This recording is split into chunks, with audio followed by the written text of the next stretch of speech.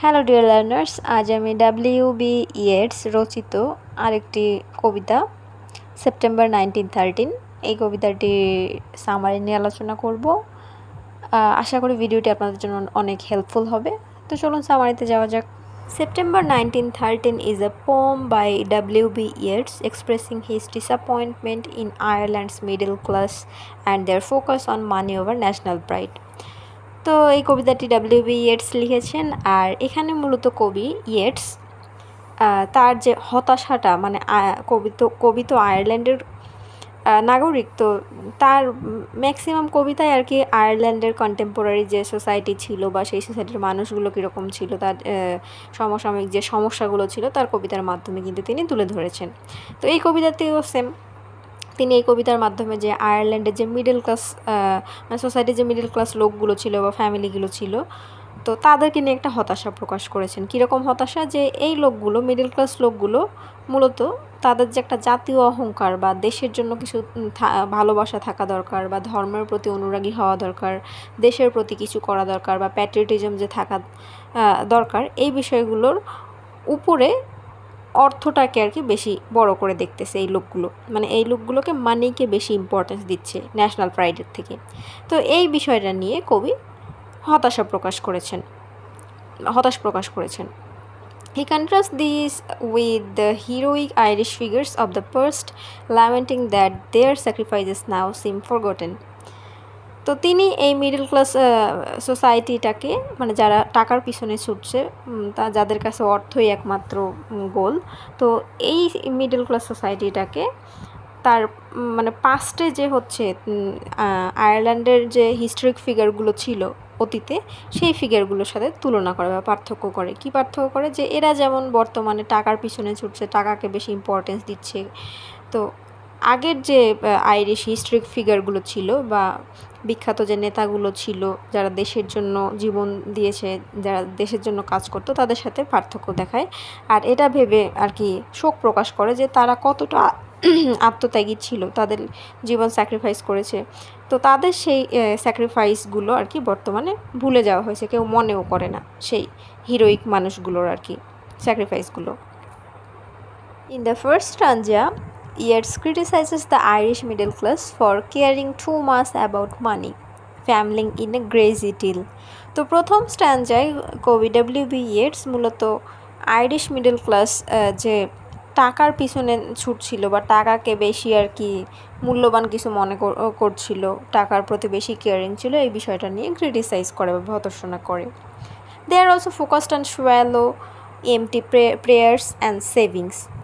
তারা মানে কবি বলতেছে যে এই আইরিশ পিপলগুলো তাদের আর কি পেট বলে না, কি বলবো, মানে পেট ভর্তি করতে বা মানে পেট পূরণ করতে, এক কথায় ক্ষুধা নিবারণ করতে, তারপর হচ্ছে তাদের যে এমটি প্রেয়ার্স, এক কথায় তারা ধর্ম থেকে দূরে চলে যাচ্ছিল, তারপর তারা তাদের হচ্ছে নিজেদের সেভিংস, টাকা পয়সা সেভ করা, এগুলো নিয়ে আসলে ব্যস্ত ছিল। তাদের যে হচ্ছে অ্যাকচুয়াল যে একটা এইম থাকবে, যে দেশের প্রতি অনুরাগী থাকবে, দেশের প্রতি ভালোবাসা থাকবে, ধর্মের প্রতি টান থাকবে, ম্যানকাইন্ডের প্রতি একটা হারমোনি থাকবে, কি বলবো, তারপর হচ্ছে মিলেমিশে থাকবে, তো এই বিষয়গুলো ছিল না তাদের মধ্যে। ভাষা সব হচ্ছে প্রেয়ার্স ছিল, টাকা জমানোতে তারা ব্যস্ত ছিল, তারা তাদের পেট পুজো করতে ব্যস্ত ছিল। তো এগুলোতেই আর কি, এগুলো নিয়ে ক্রিটিসাইজ করে কবি। He says that this attitude has drain the passion and vitality out of Irish life. তিনি আরও কি বলতেছেন, যে তাদের যে এই অ্যাটিটিউডটা আছে, যে তারা শুধু টাকার পিছনে ছুটতেছে, নিজের পেট পুজো করতে ব্যস্ত, সেভিংস করতে ব্যস্ত, তাদের মধ্যে প্রেয়ার নাই, উপরওয়ালার প্রতি হচ্ছে কি বলবো ওরশিপ নেই। তো এই বিষয়গুলোই আসলে কবি বলতেছে যে এই অ্যাটিটিউডগুলোই হচ্ছে কি করতেছে, তাদের মধ্যে যে একটা প্যাশন থাকে, এনার্জি থাকে বা প্রাণ শক্তি থাকে, এই বিষয়টাকে ডুবিয়ে দিচ্ছে আস্তে আস্তে। মানে আইরিশ লাইফের যে একটা জীবনী শক্তি থাকবে, ভিগার থাকবে, এনার্জি থাকবে বা হচ্ছে প্যাশন থাকবে, এই বিষয়টাকে ডুবিয়ে দিচ্ছে, মানে তাদের মধ্যে মানবতাটাকে আর কি দূরে ঠেলে দিচ্ছে আর কি। He ends the stanza by saying that the romantic spirit of Ireland, full of ideals and bravery, is dead and buried with John O'Leary, a leader in the Irish independence movement. তো তিনি এই স্ট্যান্জাটা শেষ করেন একজন history ফিগারকে mention করে, যার নাম জন ওলিয়ারি। তিনি হচ্ছে আইরিশ স্বাধীনতা আন্দোলনের একজন লিডার ছিলেন।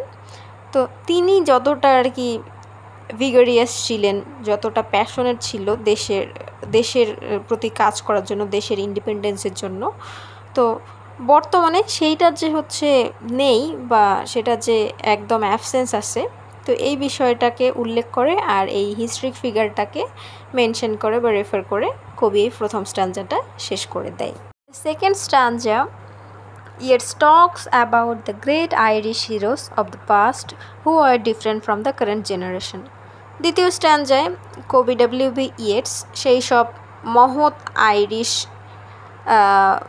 হিরোসদেরকে বা যারা গ্রেটেস্ট লিডার্স ছিল, ফিগারগুলো ছিল, তাদেরকে হচ্ছে আবারও স্মরণ করে, তাদের কথা আবার তুলে নিয়ে আসে আর বলে যে কি, যে অতীতে যেই গ্রেটেস্ট আইরিশ হিরোগুলো ছিল, বিখ্যাত যেই লোকগুলো ছিল, মানুষগুলো ছিল, তারা মূলত বর্তমান জেনারেশনের মানুষের থেকে খুবই ভিন্ন ছিল। This figures like Wolfe Tone and Robert Emmet are courageous and fought for Irish freedom. তো এই ফিগারগুলো, যেমন তিনি এখানে দুজনের নামও বলেন যে ওলফটন এবং রবার্ট ইমেট, এনারা গ্রেটেস্ট আইরিশ হিরোজ ছিলেন যারা দেশের জন্য লড়েছেন, দেশের জন্য স্যাক্রিফাইস করেছেন নিজের লাইফ। তো এই মানুষগুলো অনেক কারেজাস, সাহসী ছিল এবং যারা আইরিশ স্বাধীনতার জন্য যুদ্ধ করেছিলেন, এগুলো বলে, যেগুলো আর কি বর্তমান জেনারেশনে নেই বললেই চলে। দেশের প্রতি কারোর মধ্যে ভালোবাসা নেই, শুধু সবাই টাকার পিছনে ছুটছে। They didn't waste time on trivial things or prayers, they were too busy risking their lives. তো এই মানুষগুলোর, ওলফটন, রবার্ট ইমেট, এই ধরনের আইরিশ হিরোগুলোর কাছে আসলে সময় নষ্ট করার মতো সময় ছিল না। তারা সব তুচ্ছ বিষয়গুলোতে বা ওই যে ভাষা বা দেখানো যে প্রেয়ারগুলো ছিল, এগুলোতে আর কি সময় নষ্ট করতো না। তারা অ্যাকচুয়ালি ধর্মের পথেই ছিলেন, যতটুকু প্রেয়ার দরকার ততটুকু করতেন, আর তারা হচ্ছে কোনো তুচ্ছ বিষয়ে সময় নষ্ট করতেন না। তারা বরঞ্চ কোথায় বিজি ছিল, তাদের লাইফ রিস্কিংয়ে বিজি ছিল, এক কথায় যুদ্ধে বিজি ছিল। তারা যে স্বাধীনতার জন্য যুদ্ধে লড়তেছিল, তাদের লাইফটাকে রিস্কের মধ্যে ফেলতেছিল, সেই যুদ্ধে আর কি বা আন্দোলনে তারা ব্যস্ত ছিল। Yeats repeats that the heroic idealistic Ireland is gone. Yeats আবারও এই স্ট্যান্জায় একটা কথা রিপিট করে যে একটা আদর্শ যে একটা আয়ারল্যান্ড দেশ ছিল বা বীরত্বের যে একটা আয়ারল্যান্ড ছিল, সেটা আসলে শেষ হয়ে গেছে। এই কথাটা বলে এই স্ট্যান্জাটা শেষ করে। In the third স্ট্যান্জা, yet asks or wonders if the sacrifices made by Irish patriots such as Edward Fitzgerald, Robert Emmet and Oldton were in vain. তৃতীয় স্ট্যান্জায় এসে কবি নিজেই ভাবতেছে যে এই যে দেশপ্রেমিকগুলো ছিল, এডওয়ার্ড, রবার্ট, ওলফটন, এদের যে এই দেশপ্রেমিক যে একটা ভাব ছিল, তারা যে দেশের জন্য আর কি জীবন স্যাক্রিফাইস করেছে, তো এটা কি আবার বৃথা গিয়েছে না? তো এটা চিন্তা করে সে নিজেই। দিস ম্যান ফট and died for Irish freedom. এই মানুষগুলো আইরিশ স্বাধীনতার জন্য যুদ্ধ করেছে এবং মৃত্যুবরণ করেছে। But Yeats suggest that their efforts were wasted because modern Ireland no longer values what they stood for. কেন বললো যে এই মানুষগুলো হচ্ছে যুদ্ধ করেছে এবং নিজের জীবনও দিয়েছে, তো তারপরেও তার মনে হচ্ছে যে এগুলো আবার বৃথা? জানি তো এটা কেন বলতেছে, যে তাদের যে এই এফোর্টটা, তাদের যে আত্মদানটা, তাদের যে স্যাক্রিফাইসটা, এটা আসলে ওয়েস্টেড। তার কারণ কি? কারণ বর্তমান আয়ারল্যান্ড বা মডার্ন আয়ারল্যান্ড তাদের এই স্যাক্রিফাইসটাকে, এই এফোর্টটাকে মোটেও ভ্যালু করতেছে না। তারা বরঞ্চ তার বিপরীত দিকে অবস্থান করতেছে। তাদেরকে তো অনুসরণ করতেছে না, তাদের উল্টোটা হয়ে গেছে তারা, বর্তমান জেনারেশন আয়ারল্যান্ডের। এটা বলে সে ভাবতেছে যে এদের এই আইরিশ হিস্ট্রিক ফিগারগুলোর এফোর্ট বা যে স্যাক্রিফাইস ছিল, এগুলো আসলে হয়তো ওয়েস্টেই গেছে, কারণ তারা তো সেটার দাম দিচ্ছে না, মূল্য দিচ্ছে না বর্তমান আয়ারল্যান্ডবাসীরা। Again he laments that the romantic Ireland of idealism and heroism is death. তিনি আবারও এই স্ট্যান্জাতে সেম হচ্ছে স্টেটমেন্টটা রিপিট করে যে এই রোমান্টিক আয়ারল্যান্ডটার হচ্ছে ডেড হয়ে গেছে। এক কথায় যেই এক সময় যে একটা আদর্শ এবং বীরত্বের যে একটা আয়ারল্যান্ড দেশ ছিল, সেই দেশটা আসলে শেষ হয়ে গেছে বা সেই দেশটার মৃত্যু ঘটে গেছে। এটা বলে আবার শোক প্রকাশ করে এই স্ট্যান্জাটা শেষ করে দেয়।